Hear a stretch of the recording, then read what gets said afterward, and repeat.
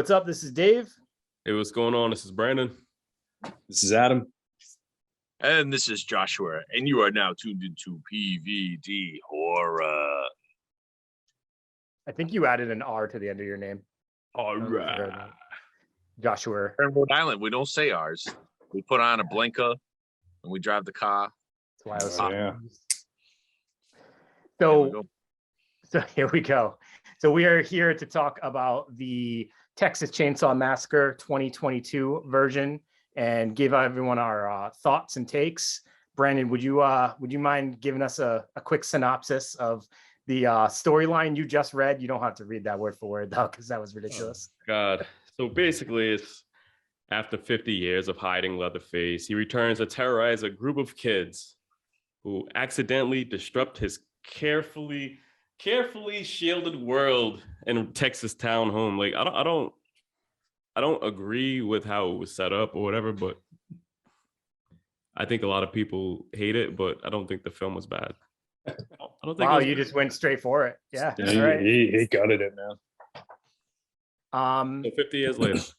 So Brandon, tell me a little bit about that. So you don't necessarily agree with how it was set up, but you didn't mind the film. So what parts of it about being set up did you not care for? I think that, of course, a lot of people were going to hit on it and say, hey, well, he wasn't back at the farm. You know what I mean? Kind of like the same thing like we always talk about other films once they take you out of the element. But I think that it was a decent film. It wasn't bad. You know, they sit back and they touch on like everything that's going on in the world, you know, from, Cancel culture. Race. Yeah. What did you say? Cancel culture. Yeah. Cancel culture. You had the race. You had school shootings. And just on all of that, you know. Yeah. And so I think that a lot of people probably are kind of tired with that stuff, but I think that they did a good job by just touching on it quick and then just getting right past it. It didn't like the first part of the film, it just touched on all that, and I don't think it really led all the way up till the end, like, you know what I mean? So like kind of like making that like the main drive of the film. Sure. Can I ask a question about the house itself? So clearly we're not in, the country house, and was it just me, or was that house literally set up though the same? Like you walk in, there's a staircase, right? And did they do that intentionally, you think? Yeah. I don't understand that choice though. That was interesting to me, because I was like, wait a minute. I thought we were intentionally not in the country house, but now you're making it look exactly like we're in that house. It was just very strange. Yeah, it was in the orphanage, so it definitely had that wall. I mean, you know how we hid behind. Yeah, that went down to the basement, so it had that same setup, the same stairs and everything. So yeah. Let's just get everyone's kind of opinion out of the way first. So I'm gonna hold off on Adam for a second, because he's already alluded to having some strong points. I'm ready, man. Josh, what was your take on this film? So I texted you guys. The social commentary was great. A bunch of selfish little pricks walk in and they're all offended about absolutely everything, and they throw this lady out, and it's not even their house, it's her house, and they get what they deserve, kind of thing. Which, it's pretty cool. They brought it all in, like you said, and I was down with that. The school shooting, everybody's a victim kind of thing was pretty good. But there were also a lot of problems, like number one, a 70-year-old killer. Like, the guy's 70 and you're all in your 20s, like, seriously. And then of course, like, you can't do it without Gunnar Hansen or even Marilyn Burns. Like, I got to meet her a couple of times. She was a super sweet lady, and it's not the same without her. You could replace her with a really talented actress, which what they did, but it's not the same. And Gunnar, like, is Leatherface, and my brother has the same sentiment. My brother was really good friends with Gunnar. Well, not really good, but they talked a lot. And he's like, yeah, I can. So those were my big flaws. And the story, just like, it was a cash grab. It was basically the last Halloween movie remade with Leatherface. Like, he goes nuts and kills an entire village. Like, I haven't seen like the gore was pretty cool, but it just didn't do it for me. So sorry. I have a question for you though. Are you not in the consensus that the actual remake of Texas Chainsaw Massacre is actually a good movie? What? No, it wasn't a good movie. The one with Jessica Biel? That's like probably one of the Adam. I don't what are you not a fan? That's my favorite Texas. Oh, ever okay. made. All right. I thought you didn't like it. I love the remake. I thought, Yeah. yes. Mhm. Yeah. So Josh, I get what you're saying about Gunnar. I think Gunnar's obviously an amazing Leatherface, and but I do think that the remake was a worthy remake, and also they did a pretty good job of depicting them. Just putting that out there. I don't know. It wasn't terrible. Like I was a huge fan of the original. Yeah. Um, Yeah. and I got to hang out with Ed Neal and Marilyn Burns and like some of the cast and crew, and it's legit one of my favorite all-time movies. So I'm a little biased. The remake wasn't bad, especially the old guy grabbing Jessica Biel's ass while she was picking him up. But I was like, oh damn, that was pretty cool. But it is what it is. And this one is again like the remake no one wanted should be the tagline. This wasn't a remake though, so like Brandon said, this was like a the extension. Just like Halloween was the extension, Scream was the extension. Like, what else can we do to make money and extend it? Yeah, but the thing is, it's like everyone is calling this a cash grab. You know what I mean? If you really look at it, the last two Leatherface films, so Leatherface, The Origins, and this one did not go to the theater. It weren't mainstream video, like videos, So the Leatherface came out on DirecTV, and this one came out on Netflix. So I don't see like the big cash grab. I think that the people that are playing it safe and kind of just saying, "Hey, it's for you or not. Don't watch it." But I think that I like the last two films. Like I like this film and I like the Leatherface film. They're not great. They're not like the best films ever, but it's an option where you can just sit there and say, "Oh, okay, I can stream this." And if you don't like it, then just, you know what I mean? I don't think that most people are paying subscription fees for Netflix anyway, so it's no loss to you, So it's not like you just went out and paid $20 to watch it. So it's not really like a cash grab to me. Yeah. I'm going to balance this off because I kind of know which way Adam's going with his review. Damn. Sorry, man. I'm going to make you wait a little bit. That's all right. But I think I'm kind of aligned more with Brandon's opinion than Josh. I enjoyed it. I love the gore in this movie when they really went for it, and the gore effects were pretty cool. There was like one scene that was really CGI. It was like a knife cutting scene, and I was like, that one I didn't care for. But for the most part, there was a lot of good kills. The tension in that scene where they crash and she's in the front seat and she's like waiting, that I found that scene to be like super effective. Actually, that was probably my favorite scene in the movie, just because I was like actually like, oh shit, like there was part of me that was like, maybe she'll get away, I don't know yet, maybe they're gonna kill her off, and obviously we know how that goes for her. I also thought that it was like a lot of people are talking about how cringeworthy a lot of like the recent like the cancel culture comment and like stuff like that. Like I think a lot of people are assuming that this movie promotes like all the like those social topics, but it kind of says, like, think about it. He says, dude, I'll cancel you. And then Leatherface chops up the entire bus. Like, it's not saying it supports like really, really far, like over the top liberal opinions, which I mean, everybody's opinion is what it is. But I just like think people assumed something about it that it's not. It's kind of saying like, we can't be so like politically correct about everything. Otherwise, you can't have this. Like horror doesn't exist if we live in like a completely politically correct world. And I actually think that bus scene was kind of saying that, or I'm just making up my own opinion about it.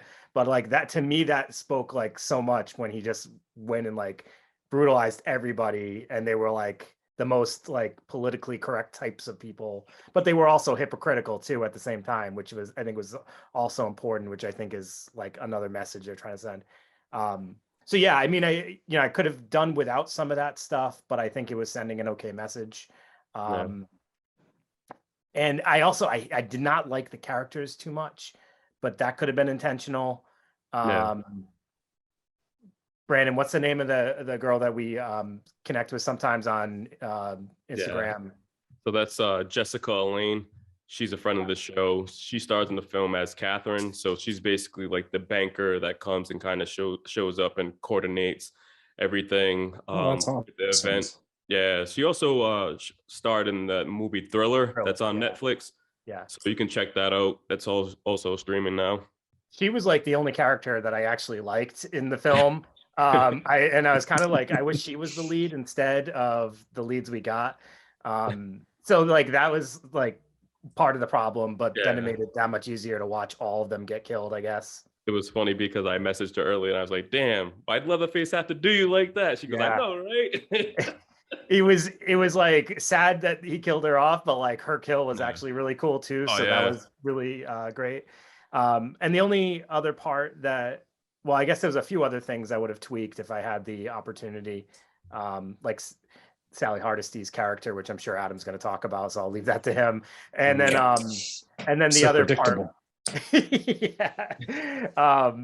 the other part was the school shooting thing. I think was like I thought they were going to do something with that. With that character, the only thing it actually did was like give her reason to like explain why she freezes a bunch of times.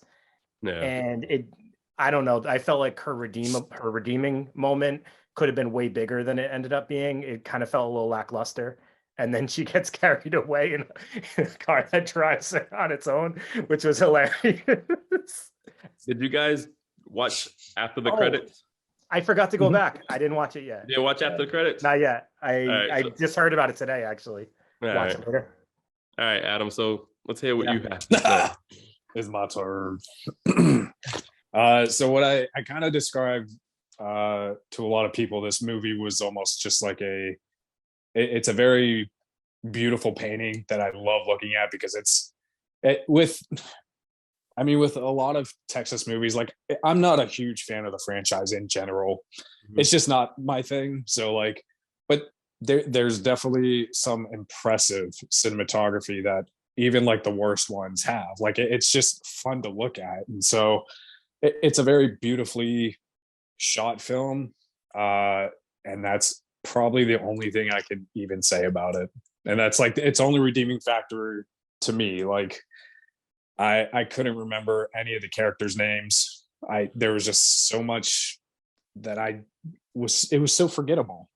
Like the characters for the most part. Like, I mean, you know, there was I don't think they dove into a lot of the political correctness so much that it took you out or anything. Because even with like the little Confederate flag thing, like I thought it was very nice and subtle. Like they didn't punch you with a lot of that shit. And so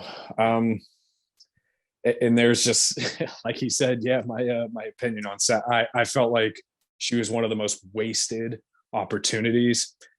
Like she if you took her out, it would have been better. Like she didn't need to be in that movie, especially, I mean, unfortunately, obviously we can't control, like, you know, when we don't have people in life anymore, because without Toby, without the original Leatherface ancestor, like it fell flat a lot. And I even told Dave, like when I got home from work, I said I tried to rewatch it and I turned it off halfway because I was like, no, I'm not gonna.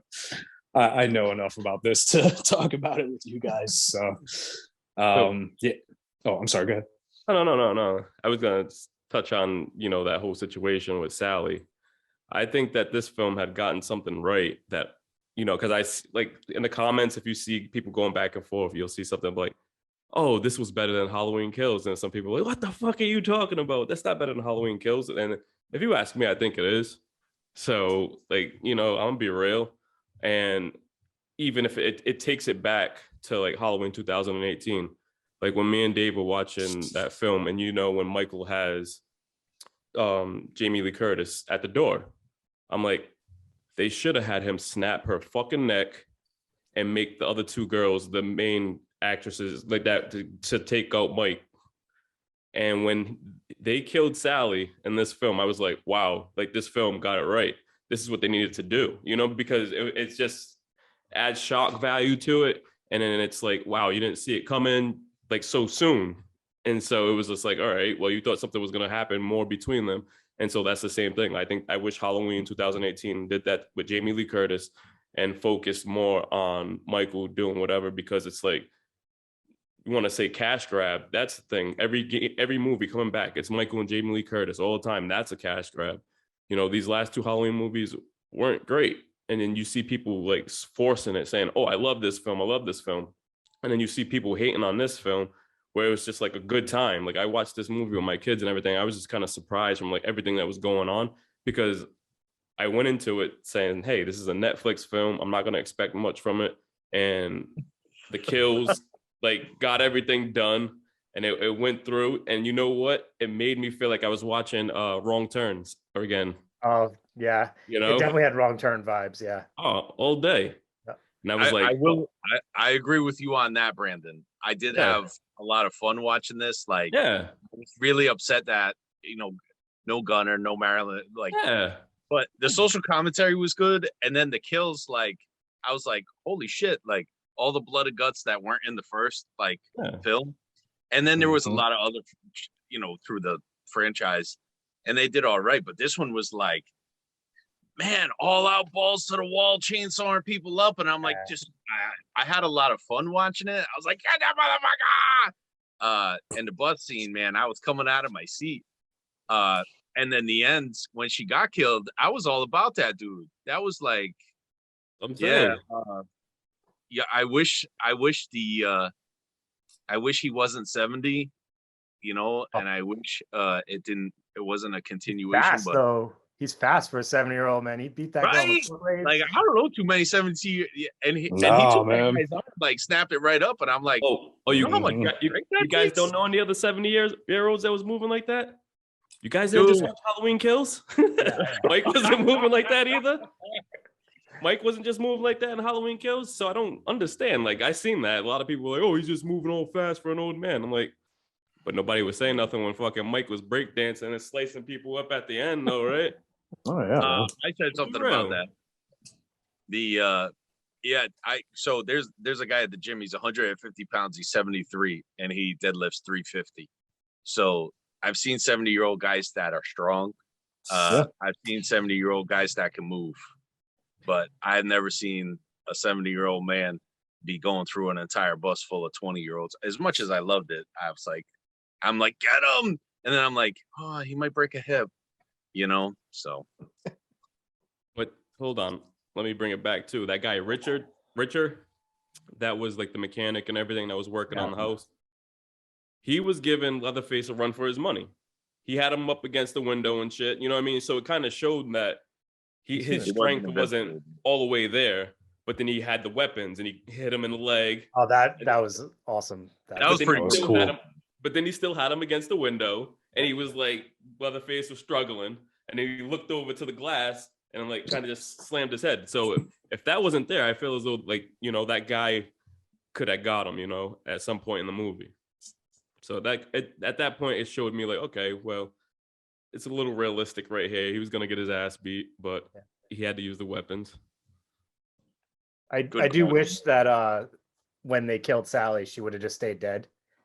I could not stand that. Like all of a sudden the freaking shotgun goes off and it's her. I laughed my ass off. I was like, okay, man, there's like some suspension of disbelief but I was like, come on, man. There's no fucking that was too much. That made me laugh so bad. And then she was talking afterwards. She's like, I was folding laundry and I fucking threw all my laundry. What the fuck? Like, just let her die. Like, it was like, finish him off because he'll haunt you forever. Or some shit like that, Did he just put a chainsaw through you? Like, what the fuck? Yeah. Not even like a swift cut or anything. He Oh, fucking yeah. lifted her for a good amount of time. I'm like, you're dead. And it kept going. She's like, Yes. Oh. oh, I was just faking. Like, what the fuck? Just kidding. Here's a shotgun. What? It was another kill. There was another kill that was kind of like that too. When it was that kid Dante, when he was actually in the kitchen, and then Leatherface had caught him. Yes. You know what I mean? And I thought that was cool because the door is swinging and you can only see like certain points of it. And I'm just like, oh man, this is sick. And then you just see him walk out and it's just like blood gushing everywhere. So when it hit that point where it just showed him gasping and getting up, I'm kind of like, what the fuck is going on? Like, why is he up? Yeah. Exactly.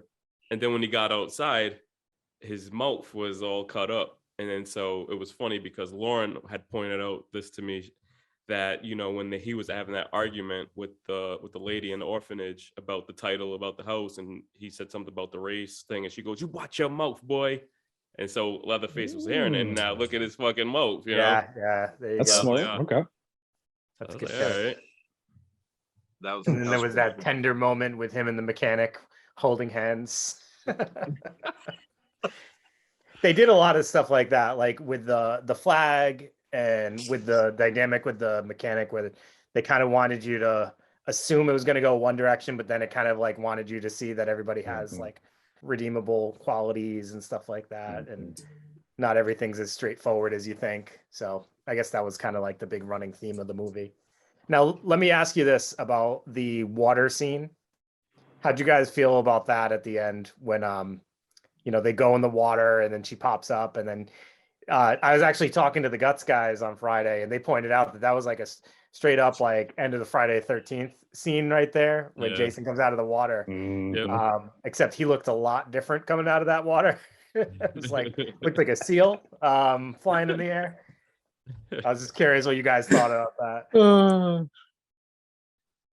Or that whole fight scene in general, I should say, like towards the end. What do you guys Adam, think? let's hear from you. I mean, it definitely didn't like make me, I thought it was a little bit, I don't know, lackluster. It didn't put a punch in it as much as like the previous stuff that he was doing and stuff. And obviously like he's getting beat down and shit. So like, you know, these two, I don't know, very tiny ladies are kicking his fucking ass. And I'm like, damn, man, like, he just butchered like a bunch of people on a fucking bus, and that's how he gets killed and shit. And I was like, wow. So the whole thing with like the Michael Myers thing versus, like, I don't know, I know they're trying to make Myers not supernatural. Well, I don't know, they keep confusing me how they're trying to treat Michael. Like, he's not supernatural, but he kind of is. But Leatherface he's a dude, man. Like, he's not supernatural. He's, unless I'm missing something from the original or anything, like, so yeah, like when he started, like you said, with Richard or whatever his name was, when he was starting to get like beat down and everything, like I actually enjoyed that. I was like, oh shit, man, like they're treating him not so supernatural, or like he's not beatable or whatever. I didn't necessarily like that they kind of tried to make him miss his mom or whatever. That plot just bugs me. I don't understand that at all. I don't know. There's so much of the plot that I don't know, I didn't really necessarily like, that it made me just, it took me out a little bit. The kills bring you back. So yeah, it was, the ending was pretty cool. It's tough. I think you just brought up a good point, and I hadn't really thought about this, but like it's tough because a lot of the characters that are surrounding Leatherface are not in existence anymore because they died in the first one, or you know. So it's like, what's that, Josh? How come he wasn't missing his brother or his grandpa? Yeah, like I guess you know that's the thing. It's like, you know, and like I don't remember his mom being even mentioned in the first one. She wasn't. But like there was the one sequel where they talk about the orphanage. So that's, but I thought that the sequels don't exist in this world because it's just so that was a little confusing. I guess that was like a nod to one of the sequels, but like they were trying to, And so they basically introduced a new character and then made it so that he had this like very tight bond with her. But like if you're, a purist and you love the original, then you don't know anything about this. And he loves his brother and his grandfather or whatever is at the table with the hammer and stuff like that. It's like none of those characters were even like referenced. So yeah, it was the storyline kind of falls apart, but Yeah, but the thing is, like we touched on something before, and if you really kind of pay attention from the original film, I'll put it out there. Leatherface, I would think, is he special needs, right? You would look at it like yes, he's a yeah, special needs yeah. person. Yep. And Yeah. so when people say he's so strong, we've worked with these kids for years, and they're Yeah. very strong. Yeah, You know what I mean? They're very strong. Once they get angry. when when you can't have what they want, they're going off. You know what I mean? There's one kid that probably couldn't lift this microphone, and then when he's going off, he'll lift this table. You know what I mean? And so that's one thing that they'll sit there and they put onto him, and then it's realistic where he can just go off. So it's like you take away someone, like in this film, they had taken the house away and had taken them out. She had control of them. She was kind of like, hey, it's all right, take it easy, I got this, don't worry about it. You know what I mean? And so like sometimes when as a worker, you can sit back and you can you can sit there and talk to someone and kind of talk them down. And that's what I kind of viewed from this movie. And then so it was just to a point when something happened, it was just like it was all over. She passed away in the truck, and then her last words to him was, stay out of my room. And then you seen when he went to the room, he started banging on that wall. The chainsaw was in their bedroom. And so that's when she was trying to stop him from doing all this and trying to say, hey, don't go back to what you were in the past, and he just wasn't having it. And So she was hiding him the whole time because that's what they were saying. Like when at the very beginning with the gas station, they said, did she ever find him? And he goes, he was wearing a mask. So this woman, his mom, was hiding him this whole time. Yeah. And if you look at it too, it was cool because it's like when the film first started off and then they got stopped, they were pulled over by the sheriff. I'm like, oh, here we go. But then it was just like, oh, wait a minute, these sheriffs, they're good now. You know what I mean? It's not that type of story. They're just gonna roll with it a whole different way, and like he killed them, so it was just like, all right, this is weird, but it was like a cool twist to it, So I don't know. And that's why they were assholes and they were selfish. They walked right into that house, and I was like, why are you walking into this house? And then I realized they think they own the house.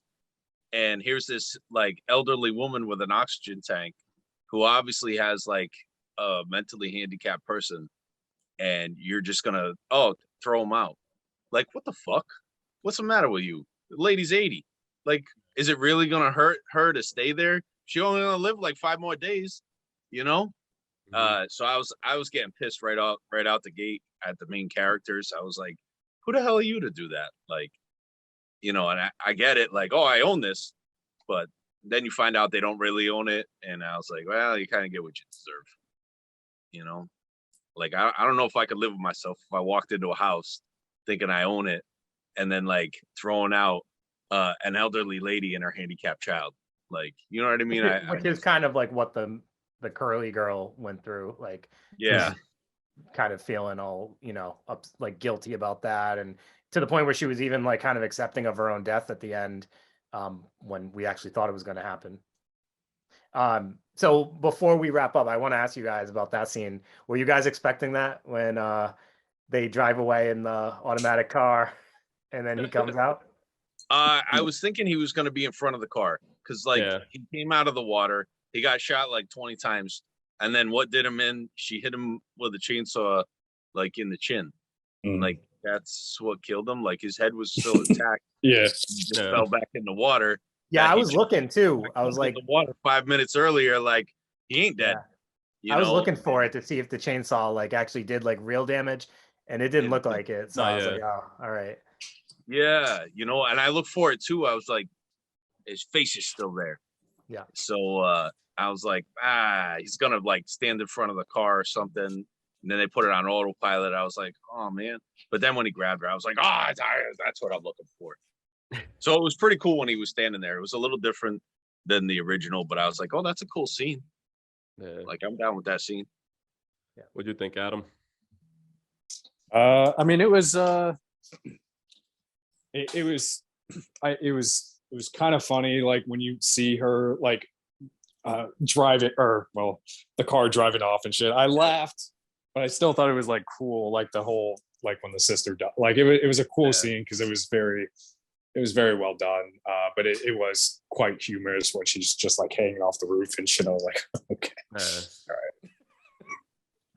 all right. It just, when he killed her and he took her head off, he just raised it, and he was just like, then the next it flips to the scene where he's just rolling with the chainsaw. It's just like, yo, he goes, I finally did it. I killed all these bitches, and you're next, so.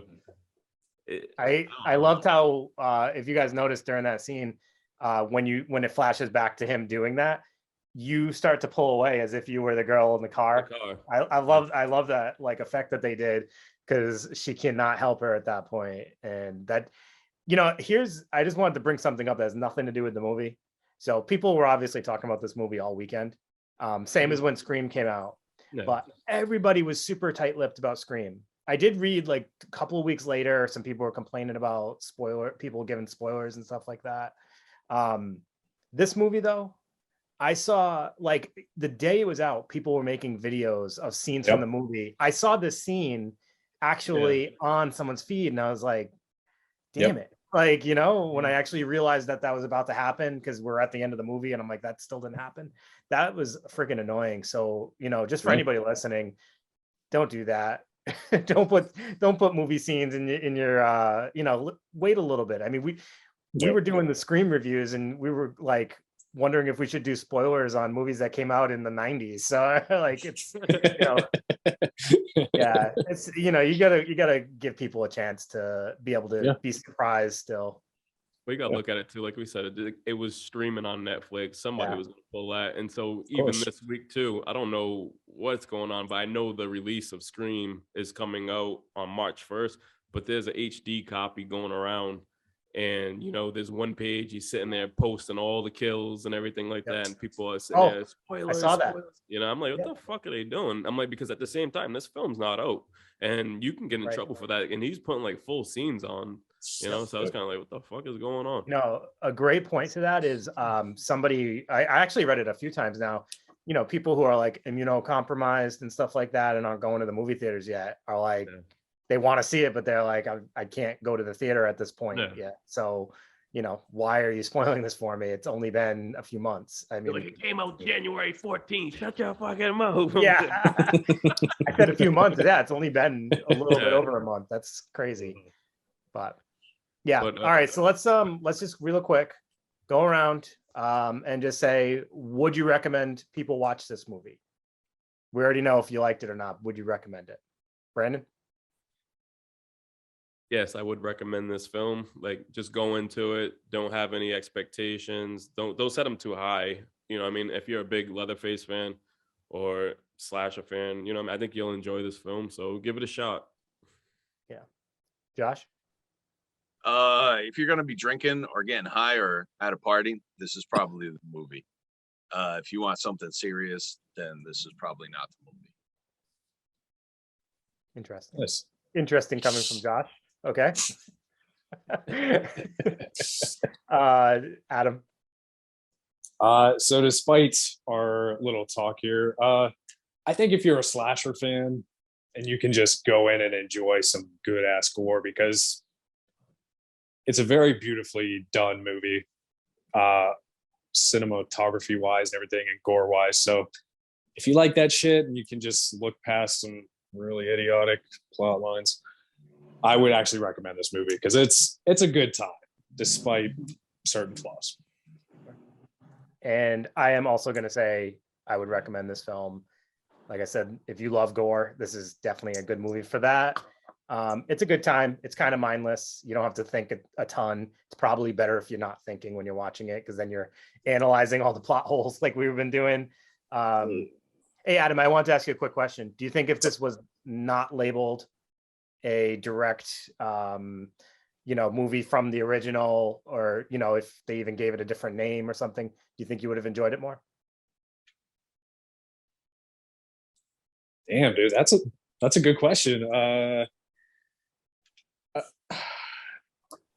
Honestly, yeah, probably. Just because like I know there's tons of like, people saying like, back in the day, 80s, all that shit, like they didn't have great plot lines, and it's great slashers and it's great gore and everything. And they didn't need great plot lines. And which, yeah, there's plenty of like turn your brain off good gore and slashers out there. There's just a certain things that I believe you have to do, especially if you're going to do a continuation. There's got to be a little bit of explanation of how events might have occurred and everything. And I just don't think this did it that well. Like continuing from the first, it's just, yeah. Because I mean, it could just be like another. I know a lot of those Texas films in the franchise don't always add the timeline for this franchise is ridiculous. So I mean, yeah, that's a good question, man. And I would actually honestly say, yeah. I had a feeling, because I think a lot of us that we're trying to formulate opinions about it. What do we like immediately start doing? We look at the originals, and then we look at like kind of what came after and how this compared. And I think a lot of people were doing that when they were kind of giving a lot of hate about this film. I was telling Adam, Brandon, it seemed like there was a really overwhelming amount of people that enjoyed this film, though, based on our interactions on social media. So, I just think that the people that don't like it are being very vocal. And I think that it's either like you seem to really like it or you really don't like it. And that is what it is. I think that that's fair. You know what I mean? And so it's just like I said, it's like some films are not for everyone, but at the end of the day, just keep an open mind and just know that, hey, this is a decent film. If you kind of, like we said, look at it from a different point of view. But, like this film was created by the same creators from the Evil Dead remake and the Don't Breathe franchise, so those guys have been killing it, because I think the Evil Dead remake itself was probably one of the best remakes, Yep.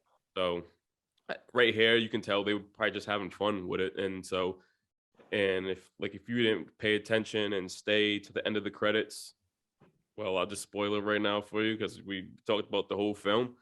But it has Leatherface walking back to his original house down the driveway.